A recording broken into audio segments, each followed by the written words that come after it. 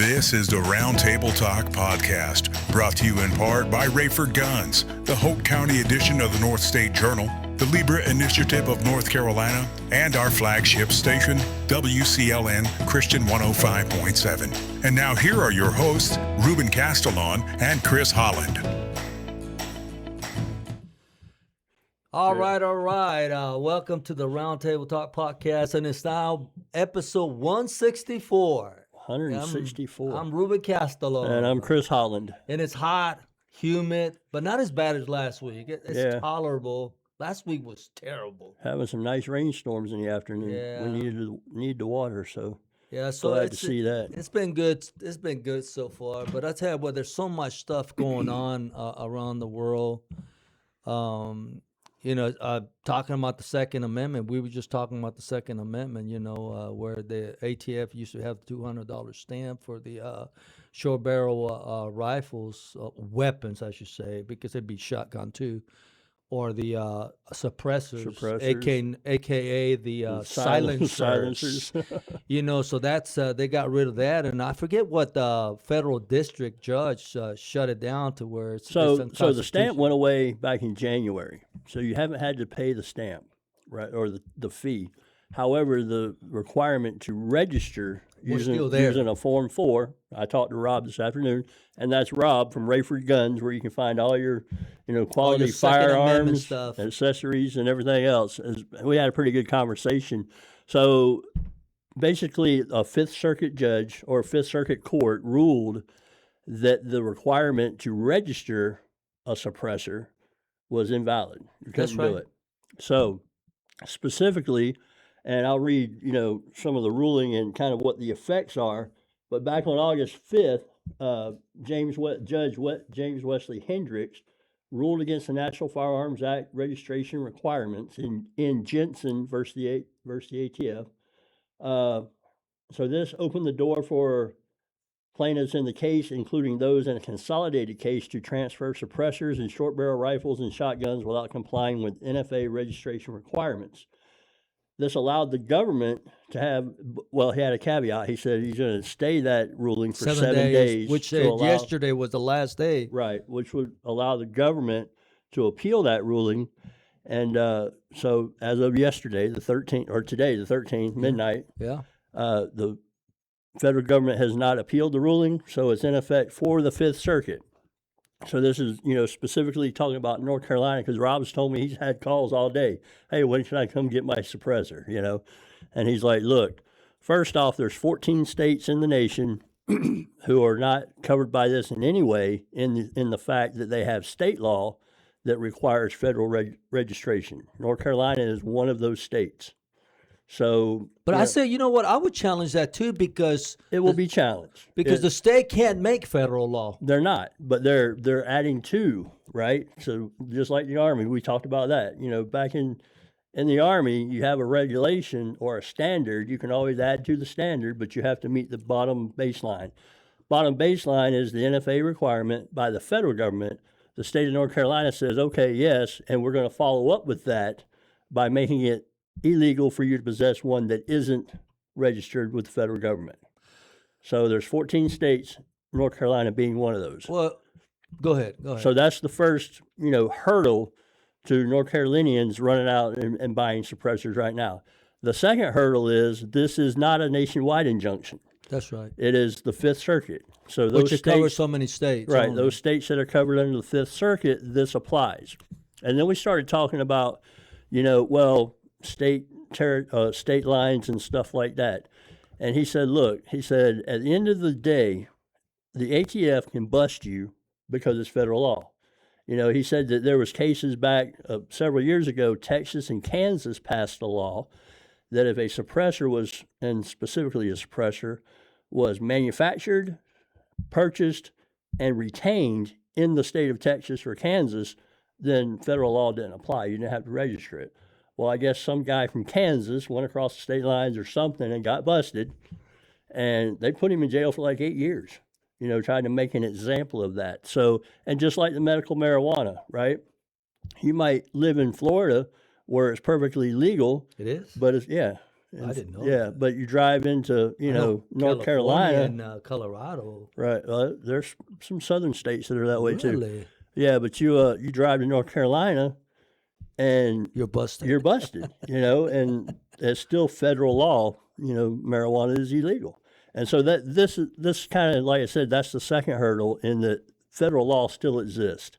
And so, talking to Rob, he says he thinks that within probably 6 months or so, that this will become kind of nationwide. More courts will rule on it, so that it becomes nationwide, that you don't have to do this requirement. And he thinks that 6 months or so, conservatively 6 months would be no longer a requirement to do the registration. But right now in North Carolina, you can't just go into the gun store and buy a suppressor. Well, you can if you go through the process. If you go through it still has to be registered. And let me tell you something, okay? I think anybody knows me knows that I'm a strong supporter of the Second Amendment. There's some jokes going around on Instagram and Facebook when they say when the founders were talking about having the First Amendment, the freedom of speech, and somebody said, yeah, but you got to have a gun to enforce the First Amendment. If you don't have a gun, you can protect your voice. And those are just facts. It so happens that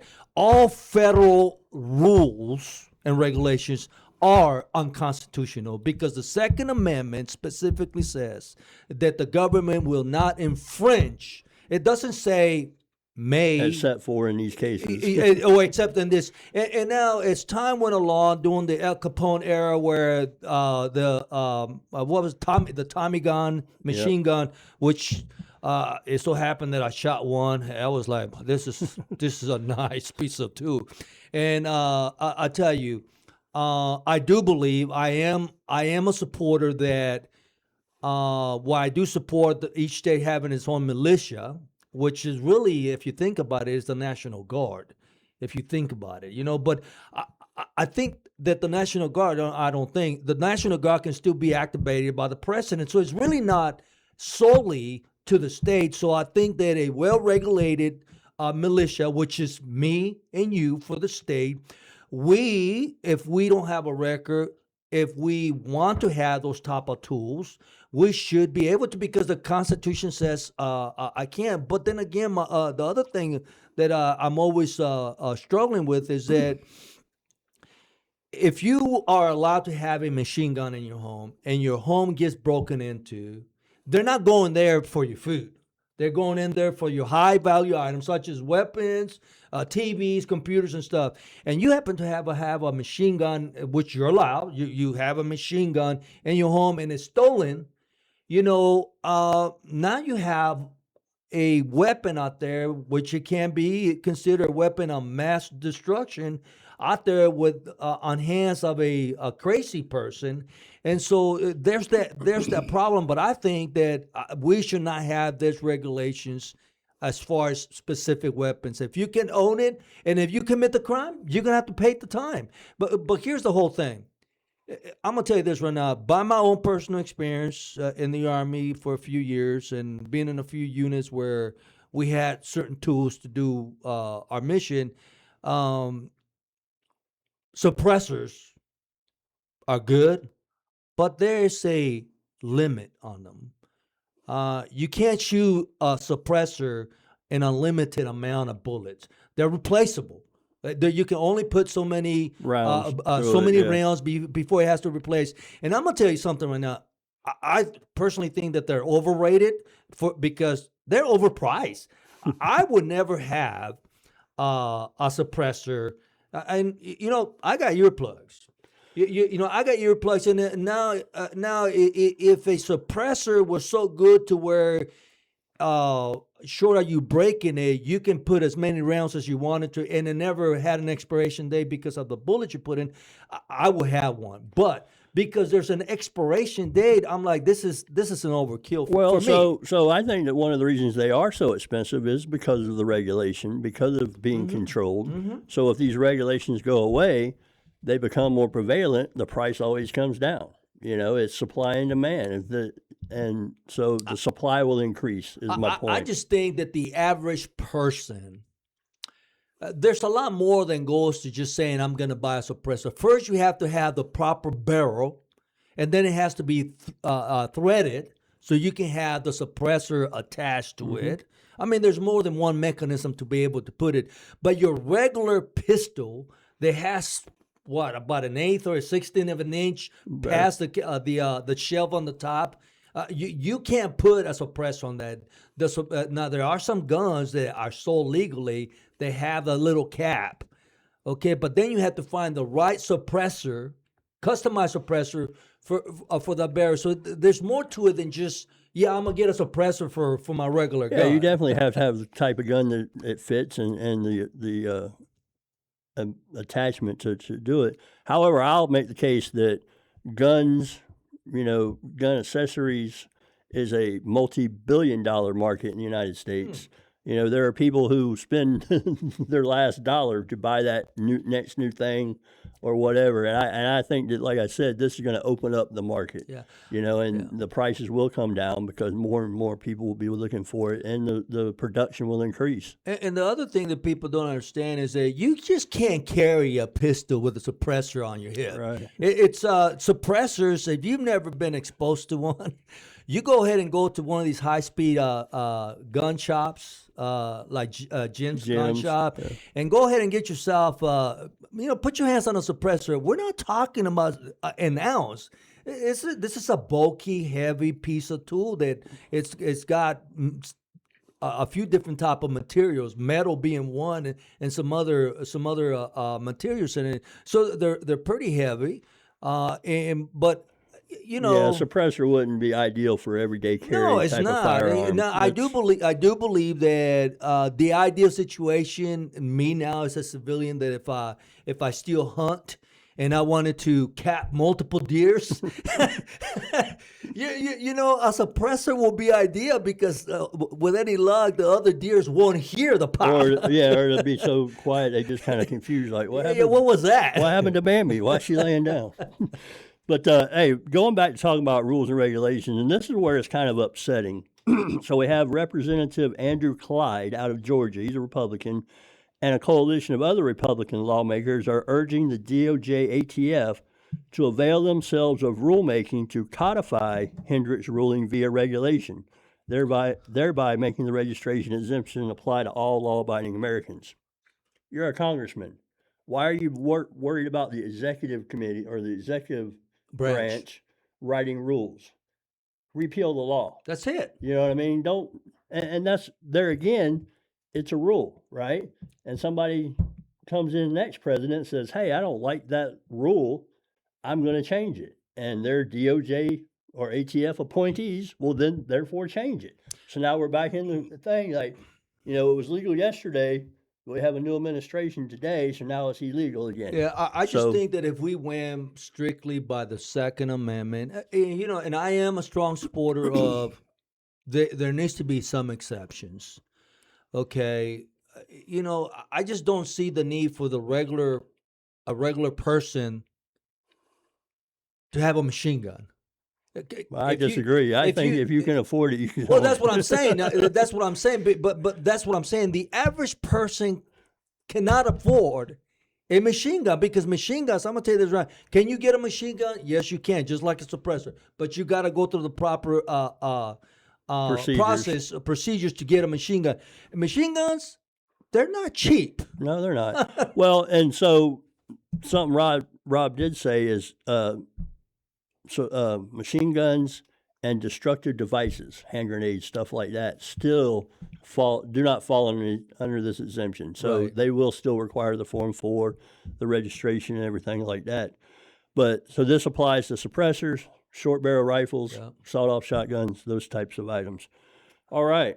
So, just to reiterate, Congress, get off your butt. Don't depend on the executive branch and a department to write rules that contravene federal law. Change the law. And you know what? I'm glad you're saying that again because I'm going to tell you this right now. I do not agree at all whatsoever for the executive branch to be making such regulations, because Right.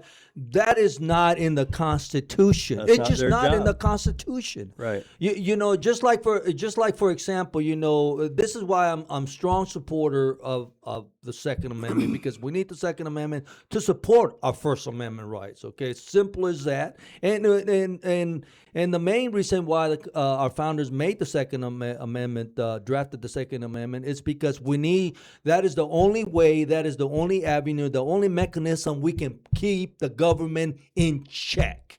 And that, historically speaking, any nation, any government that takes the firearms away from their citizens, what happens? Socialism is introduced, and next thing you know, communism. Look at Venezuela. Well, I think we're going to vote our way into socialism sooner than later anyway. Well, we're already there. Some- Look, Americans, which is really shocking to me, Americans, look in New York. They voted a Muslim for a mayor. It wasn't not just what, 20 some years ago that we had 9/11. Yeah. How quick we 25 we years, forget. yeah. It's crazy. What was it, Minnesota or Iowa? They just a Muslim also want the primary. Well, For Senate. religion isn't such the biggest thing. It's their social policies. Their So, ideology. Their ideology, in the sense that, New York, Mondami, is already talking about government-owned grocery stores. They already opened one, I think. They might have. Yeah, I mean, I try not to. It breaks my heart to read that in America we're doing stuff like that. But public-owned grocery stores, rent caps, and take away property. and taking away property, or double taxing, extra property and all that kind of stuff. And I was reading this article, and they were saying that, the bodegas, the small shops in New York City are like, you're going to run us out of business. They are. And then the administration of Mondami's like, well, that's kind of the point. Yeah. We don't need you. We've got, the government can control this and do this. So it's unfortunate. I mean, it's just antithetical to the American way of life, capitalism, and just the way that our society is run. Our economic, system depends on those small business owners more than the corporations. I think they said that it's a high number. 70 or 80% of all jobs available in America are through small business, through private ownership. It's a very high. It's a very high number. In under Obama and Biden, the federal government grew the most. Oh, yeah. And this is how Biden was able to manipulate the employment rate. We're hiring all these people. Yeah, they were mainly federal employees. Right. Remember when the Senate passed a law? Why would they do that? They said, this is what I'm talking about. The Republicans are bad, not as bad as the Democrats, but what person with common sense would say we're going to hire 21,000 IRS agents and we're going to certify them to carry weapons? Why do you want to do that? Right. Yeah.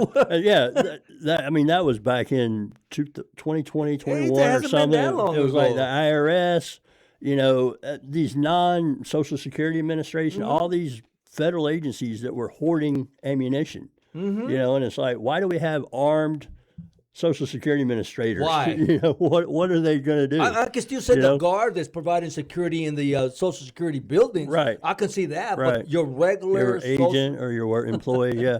So talking about hiring employees, though, you've heard the stories, I'm sure, about all this fraud they're finding in Minnesota and New York and California.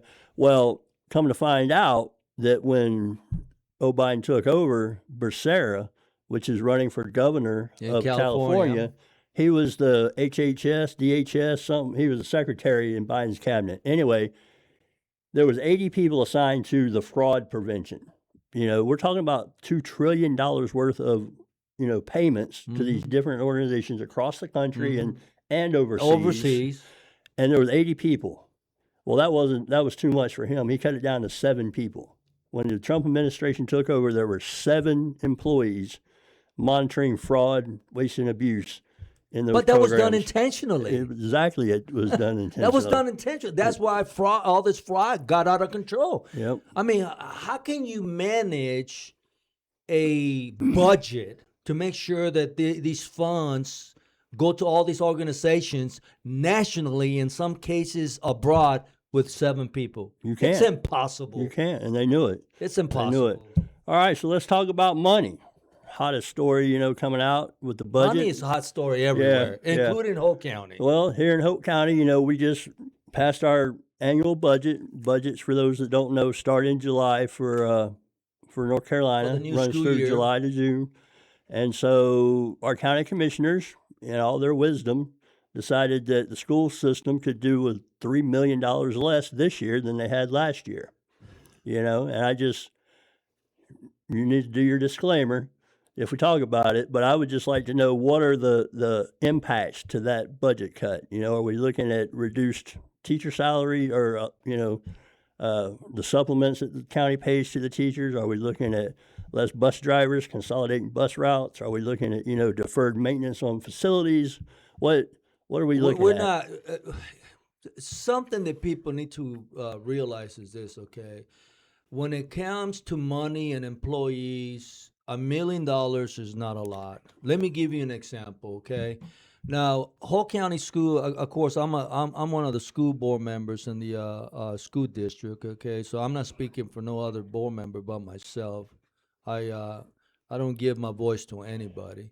But I can tell you, I did not realize how quick funds get expended until, I've been retired from the Army for a few days, so I forgot all that. And I did not realize that just on the top echelon, the district itself, the board, the school board building itself, right there alone, you have several millions of salary For all the employees, for all the employees that work school there. administration. So if you think about it, say I don't remember the amount, because I've always said I don't get into the weeds into this one, but let's just say that we have 50 maintenance crew. Let's say we have 50 total, okay, and the average salary per year, say it's 38. Okay, well, you multiply that. And then, because they're full employees, you insurance, of course, the dental, you got to pay for that, and so that adds up very quick. So $3 million in the bigger scheme of things, it might sound callous, but it's not. It's not significant. I do know this. One of the things that affected us is that we had not had our budget, the state budget, approved for several years. We just kept getting an extension on the extension to the extension.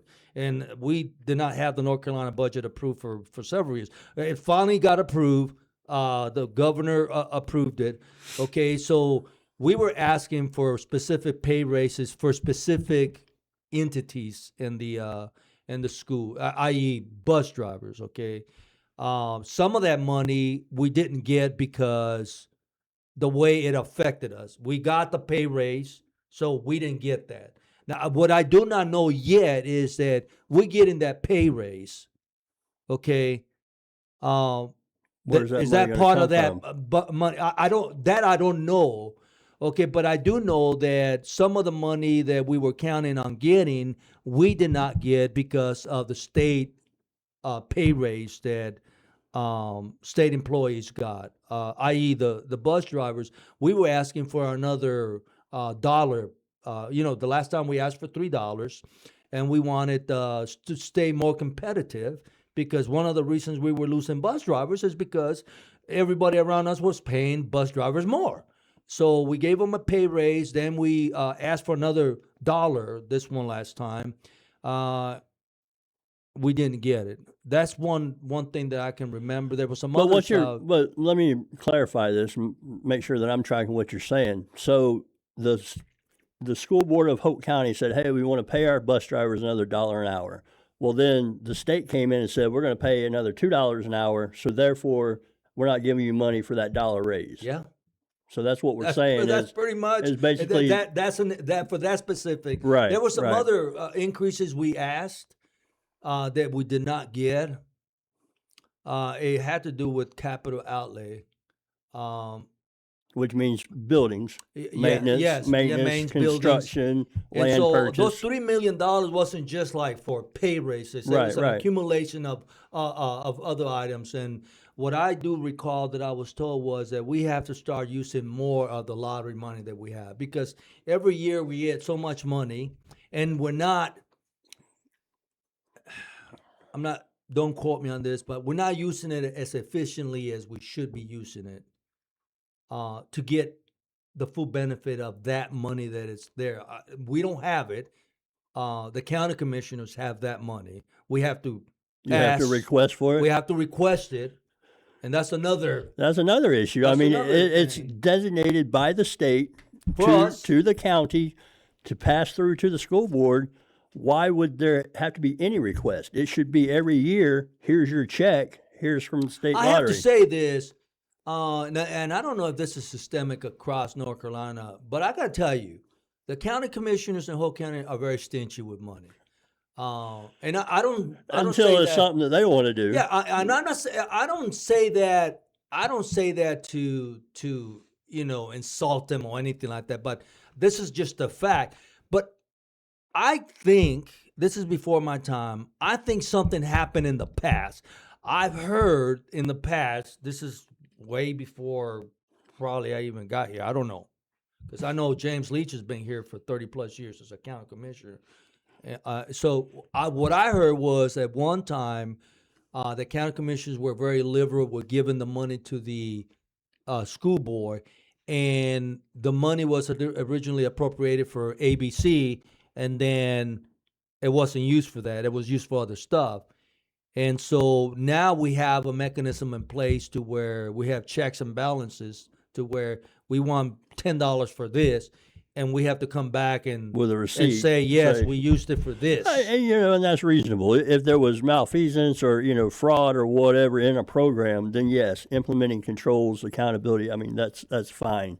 But I know that the first couple of years you were on the school board, you guys didn't even know the process to request the money. No, and you know that. I know. And you know that because when we were campaigning, we had a county commissioner that was campaigning with us too, that specifically said in an open forum when he was asked, I don't remember who asked him, but he said, well, we don't give them the money because they don't ask. They don't ask for it, yeah. And so what we did when we came in, we started asking, and we did start getting money. Right. And unfortunately, what people don't realize is that the school district is just one entity that they finance. You have other areas. The sheriff's office. The sheriff's office is having his own problems trying to get money from the county commissioners. They got increased $1.5 million this year. And that I was going to be snarky, and I still will. You cut education, you better increase the sheriff's department budget, and you better build more of those low-income housing, because that's what you're doing. You're condemning people to poverty. If you can't educate them, they can't get ahead in life. Leads to crime, leads to low wages. So hey, take the money and spend it somewhere. On a positive note, we got to give credit where credit is due. On a positive note. We did have our ribbon cutting of the high school project. High school building. Beautiful, beautiful building. If you attended last week, you know what I'm talking about. And this is all was done in collaboration with the board, with the county commissioners and the state. And I'm going to tell you this right now. This is the first building in Hoke County that when it's completely done, because we still got to demolish the back where the library's at. So the main building is pretty much complete. There's a little bit of knick-knack things that have to be completed, but if I'm not mistaken, unless something else happens, school will open on the 24th, I think, and that's where the kids are going to be at. And so this is the first building that the county commissioners, they're not going to have, the school district, we're not going to have a monthly payment on it. It's completely paid for. And you got to give credit to the county commissioners because they put a significant large amount of many millions of dollars. They had to match, yeah. And so that was a very positive thing. So unfortunately, it doesn't happen all the time. We are going to be the board is already planning in collaboration with the district for a new elementary school, and that's going to take another collaboration event. And can we do this again? Time will tell. Yeah. Whether we're going to have another monthly bill or... So this budget and some of the justification of cutting the education budget was that sales tax revenue is not projected to be as, as large this year coming up. I don't know why. I mean, we're building strip malls, out the wazoo out here. And so sales tax shouldn't be an issue, but, whatever. But they did increase their discretionary funding as well. Well, of course. So, gas prices are up. Those trips, you just heard about the New Orleans trip, right? They go down and spend $38,000, I think it was, something, on a trip, 5 of them for 4 days in New Orleans. Anyway, so we got some upcoming events this month. It is political season. August 21st from 6:30 to 8:30. Which is next Friday. Out at the Rayford Civic Center, 6:30 to 8:30 p.m. We're going to have a Meet the Candidate event with Dr. Ralph Carter running for North Carolina House 48, David Frump and Stephanie Carter running for County Commissioner, and then Danny Britt running for North Carolina State Senate. Well, he's going to show up? Yes. Yes, we'll see. And then following that, the following Friday on the 28th, we're going to have a judicial candidate meet and greet.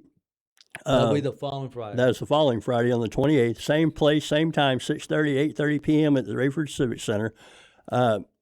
Judge McSweeney, Superior Court Judge, is coming to town. He's going to be a keynote speaker to kick off that event. We're going to have Judge Tanner, Judge Namkung, and candidate Kim Davis that are all running for District Court Judge. Beth Tanner is unopposed, so she's going to, she's good. She's good to go. Judge Namkung has an opponent, as well as Kim Davis. There's an opponent. Kim Davis is running for Judge Stone, I think how you pronounce her name. Anyway, she's here she's from Hoke County, but she's in that judge seat right now, and she was appointed by, I think it was Stein appointed her just last year or something like that. But anyway. He did. He did. So Kim's running against him, and they'll be there. Just come out, talk to them. Tell them what's on your mind and ask questions and see kind of what their platforms are and what they want to do. And I'll tell you, I met all these judges there, or one of them soon to be a judge, hopefully. These are great people. These are people that are really nonsense people. They're not, if you wear the shoe, you wear it. They're not woke. Right. They actually support the Constitution, and they don't, they know that a man is a man and a woman is a woman. Yeah, and Kim, although she's not a judge yet, she's the a district assistant district attorney that's right. under Mike Harden. That's right. So they'll all three be there as long as Judge McSweeney. Everything's free. We'll have some snacks and drinks and whatever. Come out, good food. Spend some time talking to the candidates, and so you can make an informed decision in November. That's right. That's all I have. And that's the whole thing about if you are involved in voting. Just don't vote across a party line. Make an informed decision, and vote on your values. And if you're a Marxist and you're a communist, socialist, stay home. Go ahead and vote for the left. I can't say it in any other way. And I know there's some Democrats that are conservative, that they can't afford to change their affiliation because they'll lose your jobs. If they have a business. That's sad, right? Yeah. If they have a business, they can't change. I understand that, but in the ballot, you know how. In the voting booth, nobody knows. Nobody knows. So again, thank you very much. Make sure you follow us. Click the like. If you have any topics that you want to talk to us about, just go ahead and hit us up, and we'll get right on it. Until next time, enjoy the rest of your week. I'm Ruben Castellon. All right, enjoy the rest of your summer. This is Chris Holland. Getting to the facts across the state, around the world, and at home in Rayford, North Carolina. The Roundtable Talk podcast. Brought to you in part by Rayford Guns, the Hoke County edition of the North State Journal, the Libre Initiative of North Carolina, and our flagship station, WCLN Christian 105.7. Be sure to like, share, and leave a review wherever you listen to podcasts. The Roundtable Talk podcast.